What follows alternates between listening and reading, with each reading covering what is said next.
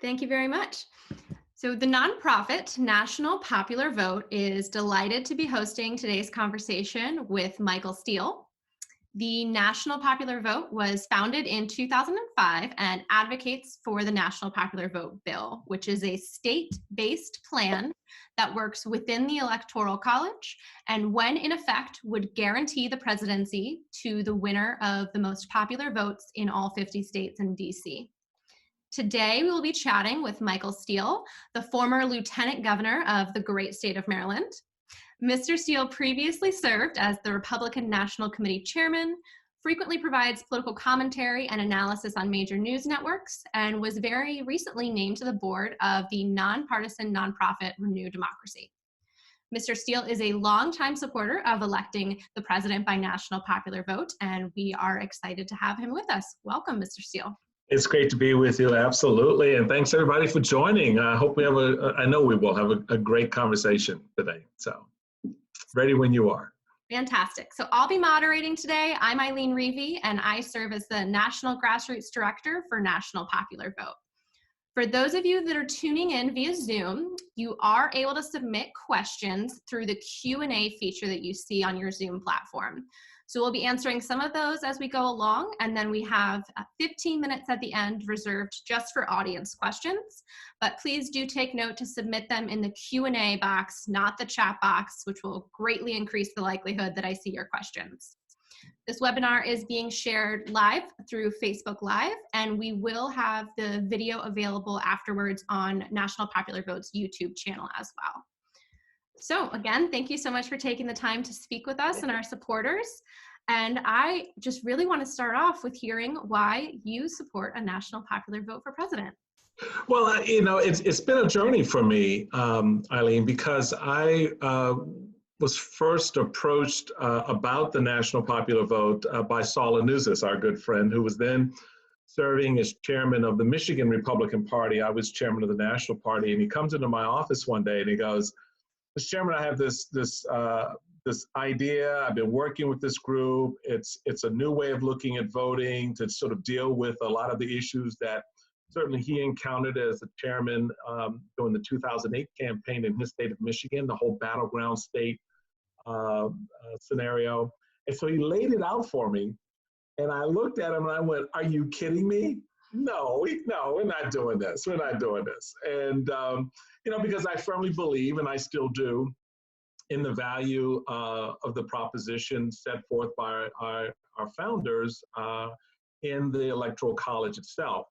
So fast forward about 18 or so months after I left the RNC, Saul approached me again. He said, "Look, I really just want you to look at some stuff and read this." And I started reading and I started listening and learning. And I started with this. I want to share it with everyone because I think it's important if you're going to understand this conversation and really get into it.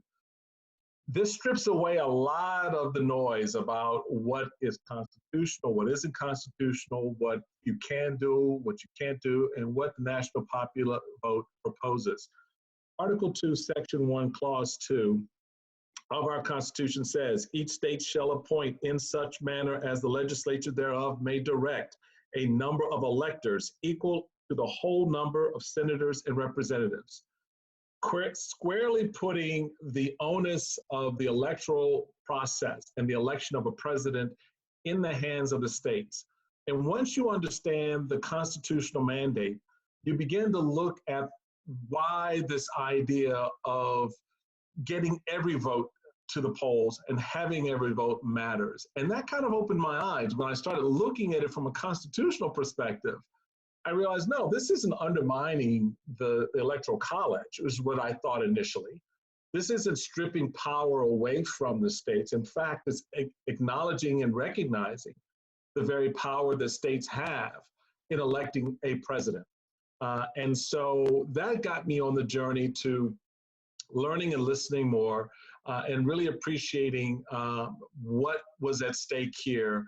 And coming from a state like Maryland, where electorally we aren't viable in an election, we are what they call a flyover state, meaning presidential candidates fly over us to go to some other more important state. Or we're a donor state where they decide, okay, let's drop into Maryland on our way to Ohio or Florida to get some cash and then run. And so our citizens and their participation becomes stilted and becomes secondary in the election of a president. And that really began to bother me as I looked and learned more about what this was and what it would do in opening up the electoral process across the country. That's great. So let's get into that a little bit. When you talk about a flyover state or a battleground state, what are some of the advantages that battleground states get under our current system? Oh, they get all the advantages. First off, they get all the money. There's no doubt about that. You're going to pour money you're going to take money out of California, you're going to take money out of Maryland, you're going to take money out of Missouri, you're going to take money out of Arizona, or back in the day. Now, Arizona's changing. We'll get a little bit into how that changes over time. But you take money out of those states to put into states like Florida and Ohio, and Pennsylvania, where you have got your ground game, you've got your infrastructure, you've got your organization in place. And let me just share, I written down a couple of the numbers just so you get a sense of what we're talking about here in terms of where these states, how they play. So when you look at, for example, states that have population, and you look at states that have political clout, that doesn't necessarily line up, and that's not necessarily where the money goes. So for example, battleground state of Florida received in campaign contributions and TV spending and donations, $175 million and $56 million in donations, whereas my state of Maryland received $1,120 in campaign ad money from a presidential campaign where the campaign itself actually did ads in the state, $1,120. So you begin to see these disparities that take place. And why is that? Because those battleground states is where the fight for the presidency aligns itself. It is around the combination of the state's population, for sure, but also the electoral votes that it has to put in play to get to that magic number of 270. So when you're looking at states like Ohio, Virginia, Nevada, New Hampshire, Pennsylvania, Wisconsin, those states, along with 5 or 6 others, basically make the thrust of any campaign. So if you look at Ohio, 2004, you look at the 2004 presidential election and how close that election was. What swung and what made Ohio so important?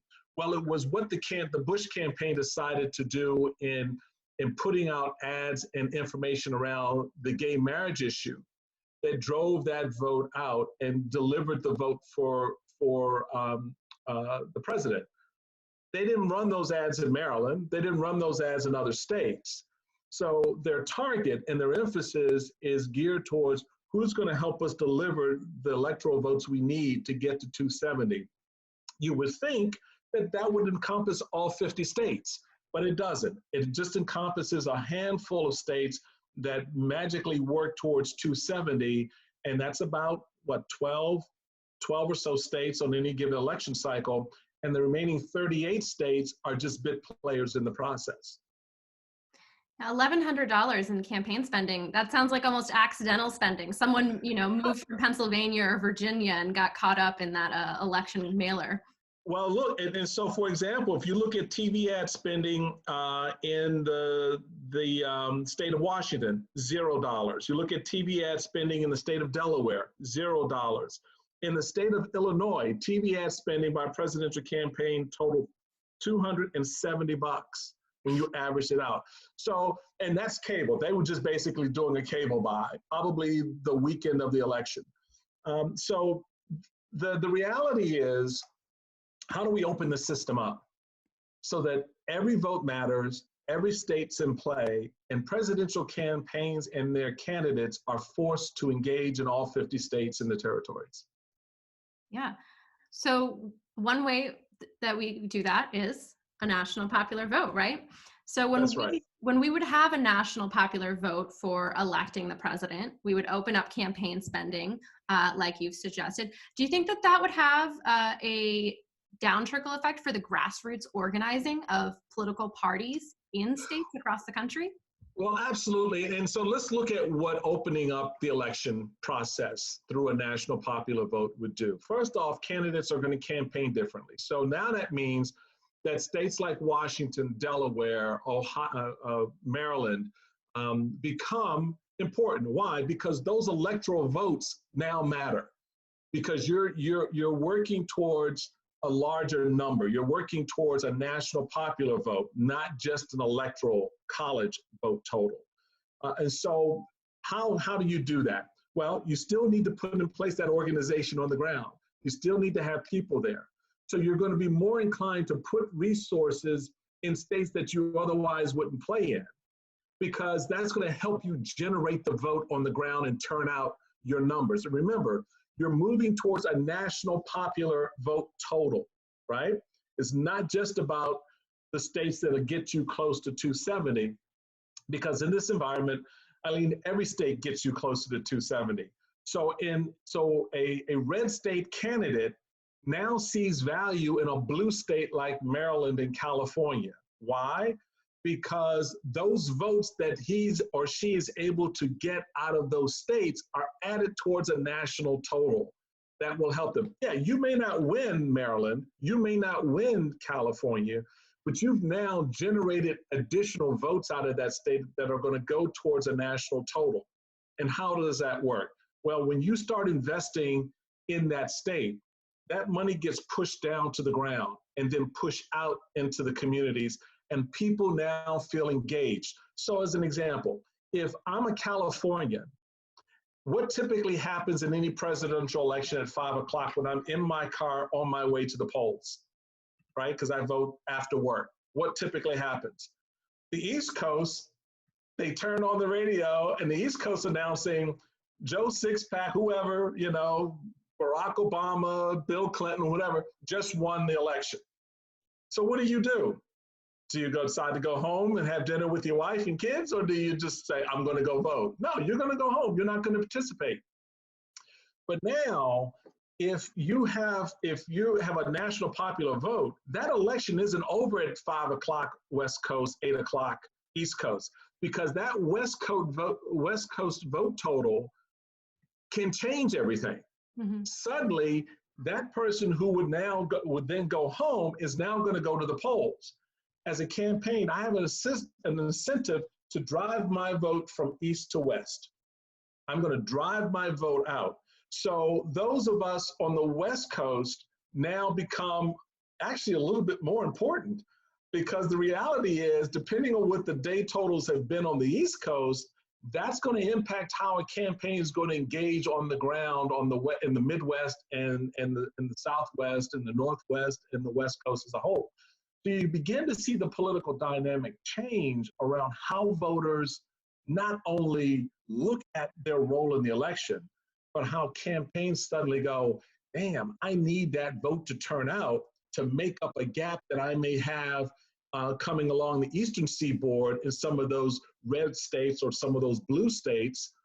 Now I can make up those vote totals on the back end by driving that vote further out. And particularly given the way the vote is set up during the course of an election day, you're going to have a sense of where your election is at around noon, when you get that first wave of morning votes that come in, and then the afternoon votes start. So you'll have a sense of what you're going to need to do on the ground. And all of a sudden now, you're not focusing on driving your vote in Ohio and Florida. You're now looking at driving out your vote in Montana and Washington and California and Maryland. Yeah. I'm currently a resident of Oregon, although I lived in Maryland for much of my life. And when I vote here, no presidential candidate is vying for my vote in the general election. Right. The Democratic candidate, the Republican candidate, they already know that Oregon, California, and Washington's electoral votes are going to go to the Democratic candidate, regardless of how many Republicans turn out. And that has just such implications for, I think, the Republican Party in those states, the same that it would for the Democratic Party in Texas. Yeah, that's right. And you know, so you can look at it strictly through the partisan lens and say, oh, okay, so, you know, why would I help a Democrat win an election? Well, you're not. You're actually helping your party be competitive in an election where you otherwise would not be competitive. Because now, as I said before, in states where, you know, maybe dominated by one party, you have incentive to turn out and to even go from a 55% turnout that's maybe typical in your state to 57 or 58%. That 3% difference is huge when you're doing a national vote total, when it's being added. You know, in larger states, certainly that could account for millions of votes. In smaller states, it can make the difference, perhaps in maybe not in winning or losing that state, but guess what? Down ballot races also benefit. So your races for governor, your races for state legislature, your races for city council, those states are just as much in play now.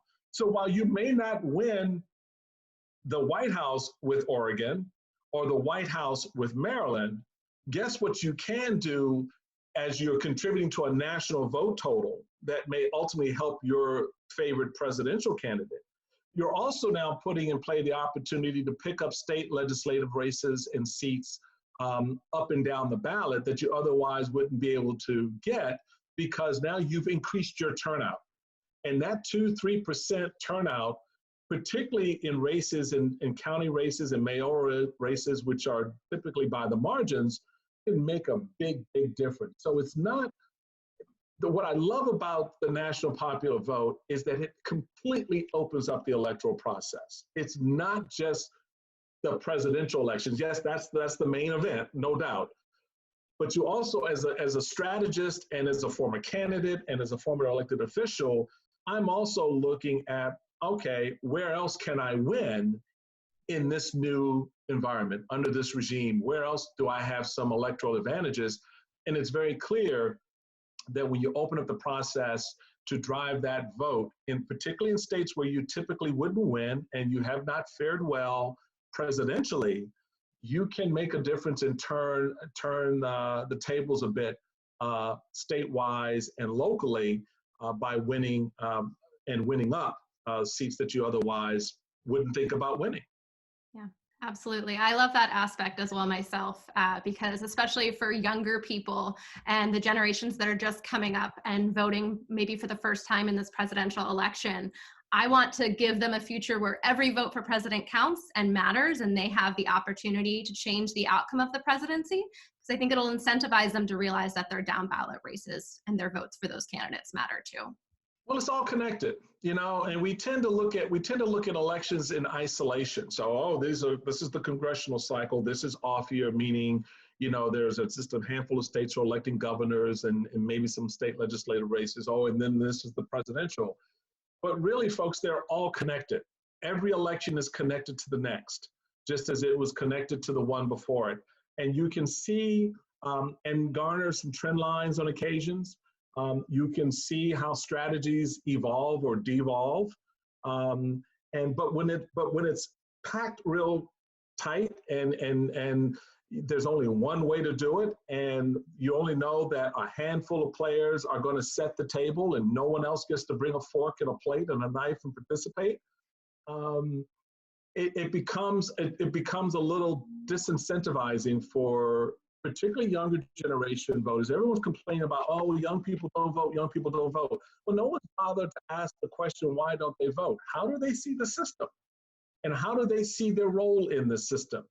And if they see it as an old man's game where they have no value and they can't make a difference, then they're likely to say, well, you guys play your game, and when I become old, then I'll play.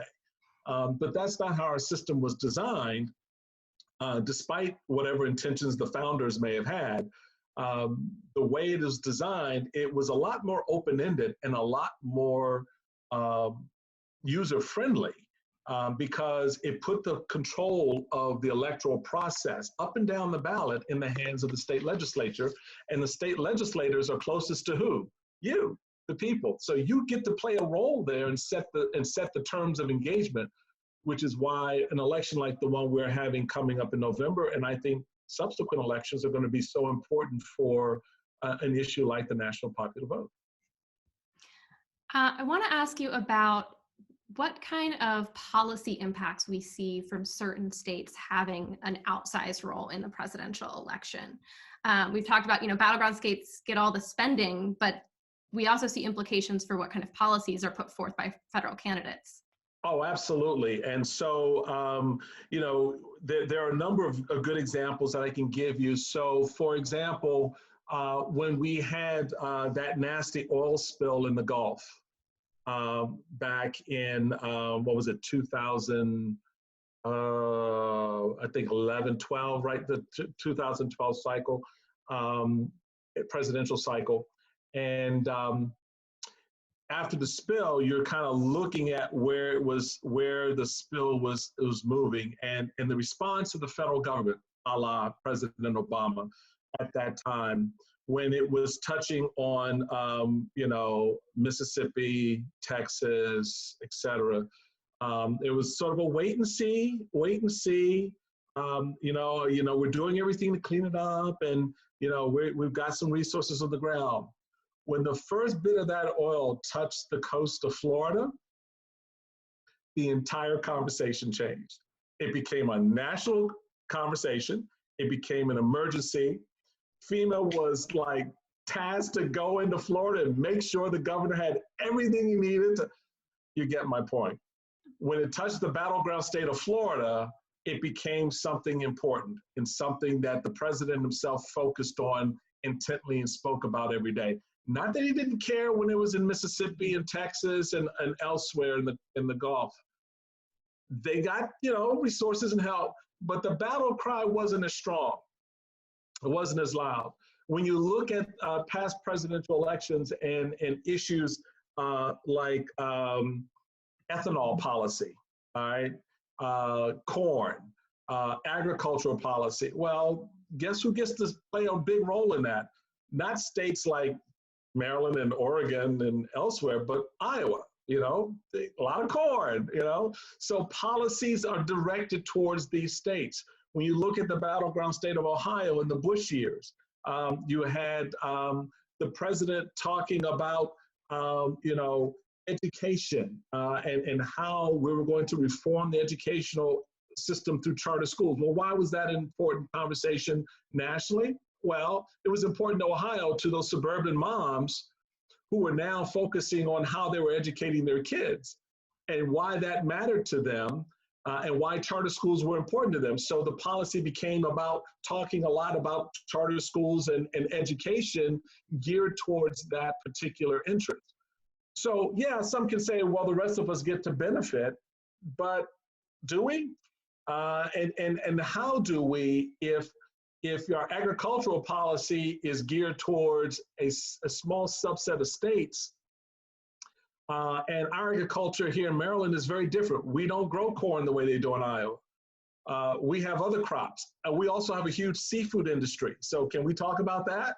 Last time I checked, people like crabs, So there is this dynamic in policy where the battleground states have flexed their power and influence over money, where the donations go, over contact, how they communicate with these states through TV ads and et cetera, and ultimately through policy in terms of what's important to the battleground state of Iowa and Ohio and Michigan and others that kind of fall in Pennsylvania that fall into that bucket versus what's important to those states that are maybe outside of that particular interest. So again, another reason why we want to change the game is that it opens up not just the voting process, but it also opens up the way our elected leaders start to talk about policy. And that policy then reflects impacts not just on battleground Florida, but also on the interest of other states as well, and how you find a balance in setting the right tone in that policy, making sure that at the end, every voter is going to be serviced best by that policy. And it's not driven by the fact that you can get 37 electoral votes out of one state. So one person, one vote. Whoever gets the most votes wins. Sounds like a plan. Let's do it. Let's do it. But why, through the National Popular Vote Compact specifically, as opposed to what a lot of people are more familiar with, which is abolishing the Electoral College? Why do you support the compact? Well, because I support what the founders laid down, and I support their intent.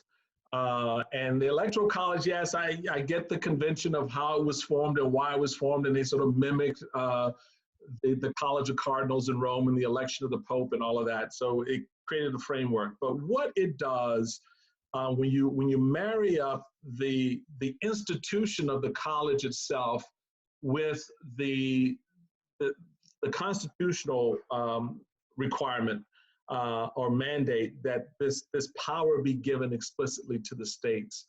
For me, what this says is that this is the tool that the founding fathers gave the states to utilize the election of a president.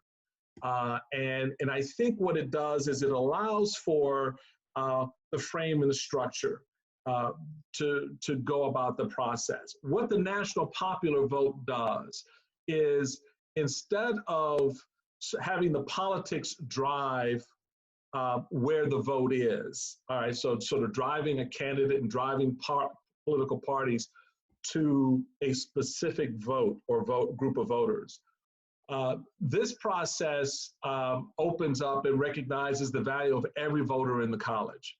Every vote that is going to be cast runs through the same system.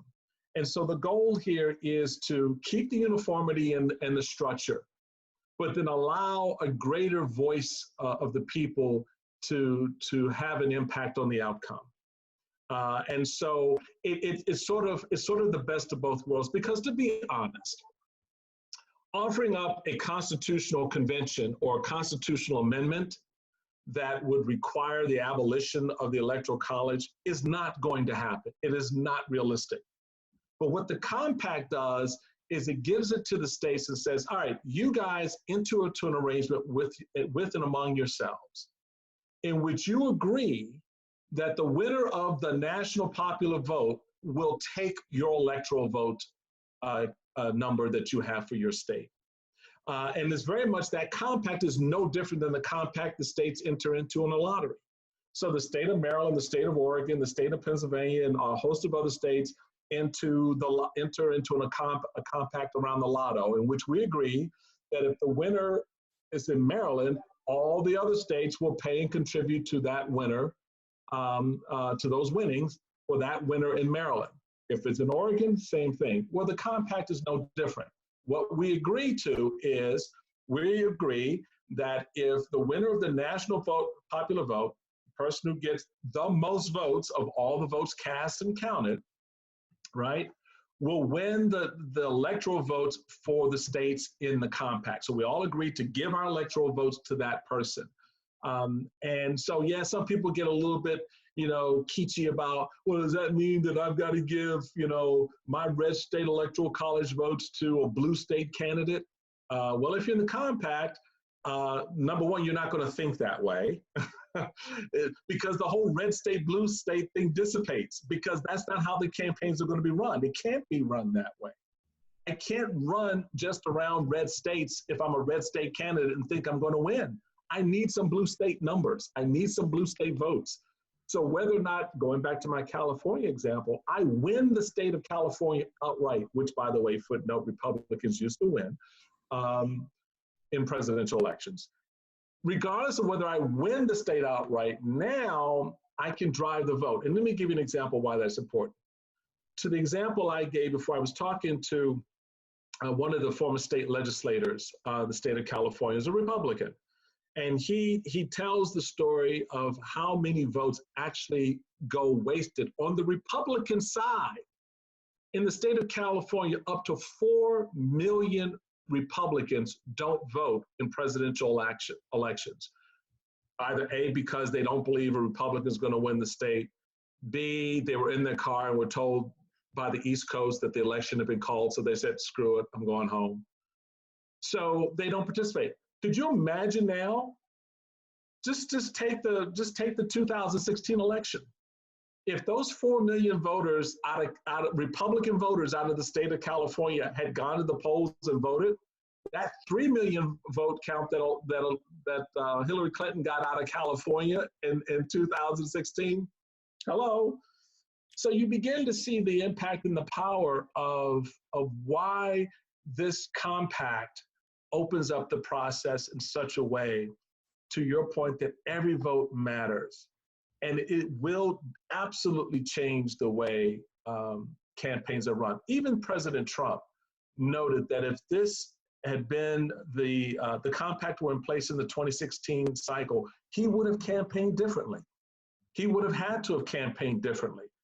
He didn't spend time in California. He didn't spend time in blue states, except near the end when they, by their calculation, figured they could probably eke out some votes in Wisconsin, Pennsylvania, and Michigan.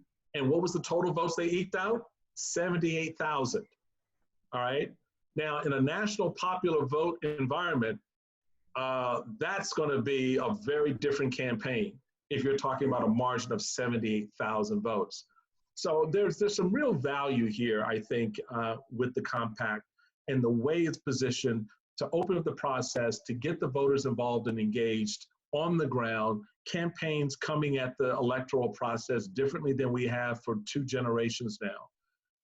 And really, I think, empowering the people to take stock in the electoral process in a way that they want to participate and they ultimately do. We've had several questions about how far along the compact is. So I'm just going to interject with that. So far, 196 electoral votes are committed to the compact out of the needed minimum of 270. So 16 states and DC are members of the compact. So we need 74 more electoral votes. So another question that's come up a lot here. So under a national popular vote, when we have every vote being equal, are we just going to see candidates going to big major metropolitan areas like New York City and LA? No. Well, first off, I'll reiterate my first point. You're going to campaign differently. So everything in every place is in play. The cities, the suburbs, the rural areas are now fertile ground for votes. And so that's number one. I think it's important when you look at, I wrote down, I just want to make sure I get the right statistics because it's important. When you look at the biggest 100 cities in the country, how many people do you think comprise the biggest 100 cities? You take the 100 largest cities, LA, New York, whatever, right? Put them in a bucket. How many people do you think are in that bucket? 59,849,899 people. That's how many people live in big cities, in the top 100 cities from New York to San Jose. So if you're looking at New York, Los Angeles, Chicago, Houston, Philadelphia, Phoenix, San Antonio, San Diego, Dallas, and San Jose, that's the top 10. You're looking at total out of that, including that 10, 59 million people. So the rural areas of America, all right? How many people, what do you think the population of rural people live in the rural places in America? 59,492,267. So as a percentage of the US population, 19.3% of us live in the largest 100 cities, big cities in this country. And 19.2% of us live in what we consider the rural areas of this country. So if I'm a presidential candidate, why am I only campaigning in big cities? There's 59 million other people out there that I could be touching in rural America, and that's the point. There's these myths that centers like Washington, D.C., where the area I live, New York City, LA, these big cities are going to drive the vote. Okay, so let's get the race issue on the table. Oh yeah, because a whole bunch of black people, then they vote one way. And wrong answer. Hispanics in Florida or Hispanics in California or in Texas or other Southwestern communities. Wrong answer. The reality of it is when you start breaking down where people live, you realize that our populations are spread out fairly evenly. And yeah, we focus on cities because there's a concentration of that vote. But as I've just illustrated, that vote is offset by the suburban and the rural areas. So at the end of the day, as a candidate, I got to go campaign in the city. Yeah, but you know what? I got to go see that family over there on the farm. And I got to go see that family over there in that suburban community. And so it does force your behavior as a candidate and as a campaign to look a little bit more broadly when you're seeing that when you look at the top 100 cities and you look at all the rural communities in the country and you combine the two and you realize the populations are the same, yeah, I'm going to go campaign in both places and I'm not going to favor a city like New York if I'm a Democrat or a rural community if I'm a Republican and think I'm just going to win the election with that. We've gotten a lot of questions about how the people that are advocates of this can appeal to more Republicans, their friends, their family members, their own state legislators. What's the best advice that you have for them for approaching this topic with people who might not be open-minded about it or might be hesitant about it? Yeah, that's a very good question because it does break down along political lines sometimes. When this effort first came into being after the 2000 election, a lot of Democrats were hot and bothered, and they were all, yeah, let's do it. Republicans were like, I don't see the big deal. We won, And then, of course, as political fortunes changed in 2008, Barack Obama wins, and the Republicans started thinking, oh, okay, well, maybe we need to consider. First off, take off the partisan political hat in looking at voting, because at the end of the day, that's not the ultimate driver for why people vote. People vote because they want change. People vote because they want good leadership. They want their voices heard in their Congress or their legislature or in their governor's ear. So that's number one. Number two, I think when you're looking at it from, how do I get Republicans behind this issue, particularly on this notion, oh, we'll wind up electing Democrats. As a county chairman, as a state chairman, as a national chairman, as a candidate for office and an elected official, the one thing I've always realized about voters is I still have to make my case. I still have to make the case. So it doesn't really matter whether an issue is coming out of that camp or this camp. As a candidate, I still have to fashion and make the case. So you still have to make the case regardless of where that vote and how that vote breaks down. You've got to go into the community and make the case. The other thing I think to keep in mind on this point is to recognize some of what I've already said, that the vote is diverse. It is more spread out than you think it is. And that where we have strength in rural areas and suburban communities, we also find we have weaknesses with the opportunity, with the upside to actually get some votes. Because you're not going to tell me that in a city like LA or city like Washington, D.C. or New York City, there aren't Republican votes or center-right votes that you can mine that would be added towards a national popular vote total that can help your Republican candidate win the presidency. Not to mention your ability to make a difference in down ballot races when you're trying to win that seat on the city council. Part of the strategy I employed when I was a young chairman in Prince George's County was taking issues that had cross appeal, where at the end of the day, whether it's a tax issue, a zoning issue, or something like that, I'm talking to homeowners. I'm not talking to Republicans. I'm not talking to Democrats. So I went out and found the coalitions I needed around the issue, and I went out and I got my vote. The same thing is going to work here with the national popular vote. You're going to find that coalition around issues, that cross-section of voters that your candidate is going to appeal to. And you're going to go out and you're going to mine that vote. Well, it will matter in a national popular vote setting that you're able to do that successfully, because it's going to add not just upstream for presidential, but down ballot as well, when you're trying to win that city council race or turn out the vote around a city ordinance or a voting or a tax matter or something like that.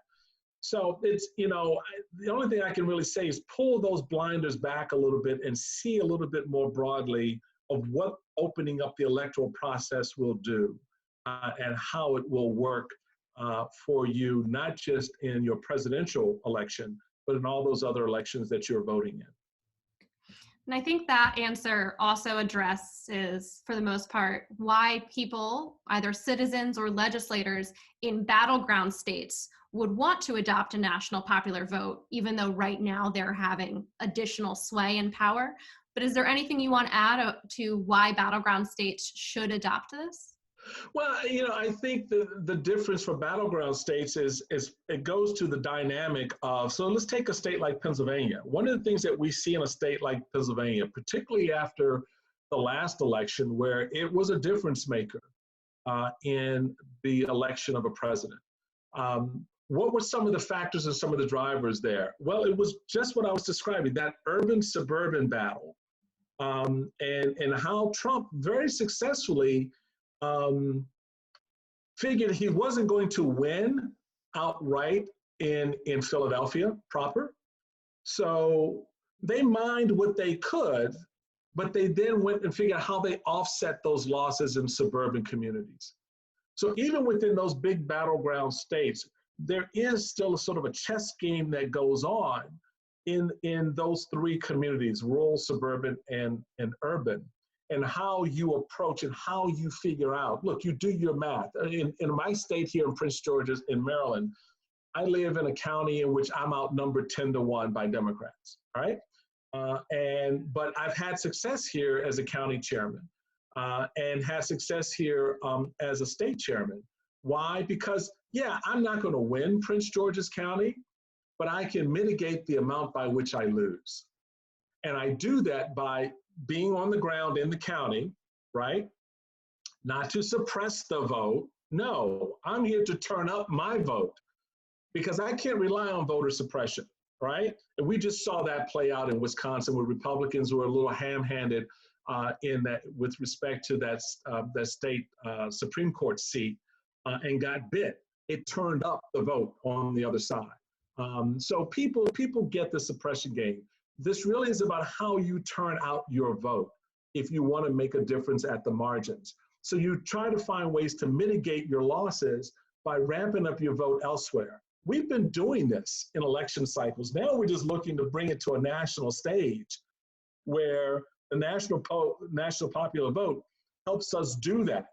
I'm not going to win Maryland, but I can mitigate my overall potential of loss by ramping up the vote I turn out in the state of Maryland and taking that increase and adding it to a national number, which gets me closer to the 50+1 I need to win. Mm-hmm. So let's say we have a national popular vote for president, hopefully not too far into the future. Yes. When the president is in the White House, do you think that the fact that they were elected by the majority of people will change how they govern? Wow, that's a great question. That's a great question. And my heart says yes.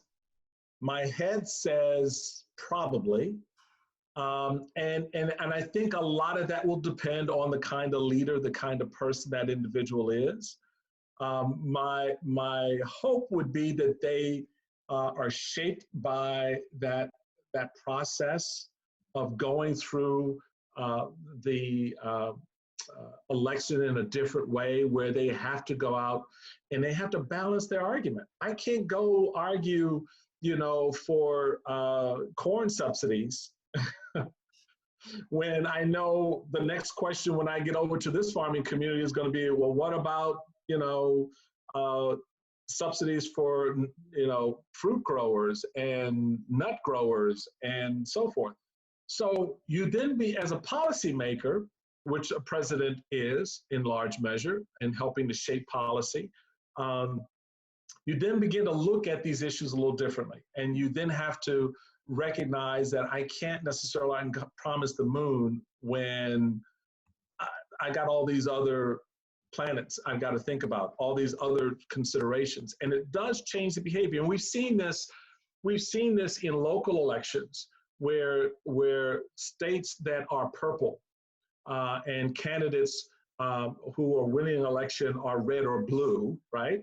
But the state that they live in or the community they represent is more purplish. You listen and you watch how they govern and how they campaign and how they talk about the issues. They have to balance much more than someone who's from the state of Mississippi versus someone who's from the state of California or Washington. They have to balance much more the entire population of voters. You know, if I'm in a blue state as a red candidate, you know, I'm going to hard charge in my primary because I got to win that primary, or that red primary. And then, you know, I try to tack a little bit on the back end or maybe an issue or two, but I got to keep my hard red base in the stable for the election on you know, for general election purposes. You're always calculating the wrong way. I think that what national popular vote will do for candidates in their governing as elected officials is change the way they have the discussion with their voters, actually change the way voters approach their candidates and the policies that they're promoting and pushing. And I think we'll see different outcomes. And I think this is going to be well suited for the next generation, the Generation Z that's coming up right now. Very different community of voters who will be the largest voting population in the country after my generation. I'm at the tail end of the baby boomers. As we continue to recede in our vote total participation, the younger generation is exceeding to theirs. And I think you'll see some of these changes realized because they've already have in their mind of an more open voting process. And so I think that's going to help in a national popular vote setting push that change out there a little bit more. Yeah, I love the idea that we could take some of the partisanship heat out of our politics through this reform. Yes. And something I always care to mention when talking about Gen Z, so voters who are eligible by age to vote for the first time in this presidential election have spent more than half of their life with the president not being originally elected by national popular vote. And let's hope that this is the last generation that has that particular burden. Yeah, that's a very important point because it talks about, and particularly more recently, how much we've fallen into this rut of our president being elected by less than a majority of the American people. And whether that is a very bad case like the 2000 election that wound up in the courts and the recriminations that fell from that, or what we've seen in the last election where the president not only did not win the national popular vote, but lost it substantially. I think it puts an unnecessary burden on the institutions around the voting process, whether it's the Supreme Court, certainly the Electoral College. And it becomes easy for people to sort of sit back and blame those institutions for the situation, which is why, you know, going back to an earlier question, engaging your state legislators to get behind this initiative. This is the change you want. I love the quote that Barack Obama gave in the 2008 election cycle where he talked about, we are the change we seek. Don't just look to the guy or gal who's running. You actually are the change. For me, the most important words in our founding documents are we the people, because regardless of what we learn and know about our founding fathers and, you know, slaves and this and all of that and the role of women, they used three powerful words that they could not control at the end of the day. Because no matter how you cut it, as a Black man, I'm still part of the people. as a woman, you're still part of the people. And our Constitution has made it very clear that we, the people, have a role to play. We are the government. So taking advantage of that and using that voice and that power to make it very clear to our legislators that we want an election process that is open, that is fair, that is accessible, starts with how we voice that, and it ends, I think, at the ballot box in a way that we will not have going forward the kind of elections where we're skeptical of the results or we're suspicious of how the vote occurred in a particular part of the country. But because we're all engaged, we can collectively say a majority of us elected this woman, the President of the United States. A majority of us elected this Hispanic President of the United States. And I think that that's going to be important for not just our sanity, but for our Constitution to stay strong and vibrant. So, you know, those types of things do matter. And given the fact that our last 5 elections have ended the way they have, with suspicion and doubt and concern, and an individual being elected by less than a majority of the people, I think now is the time that we turn that corner and say no more. And this is the tool I think we get to do that with. Fantastic.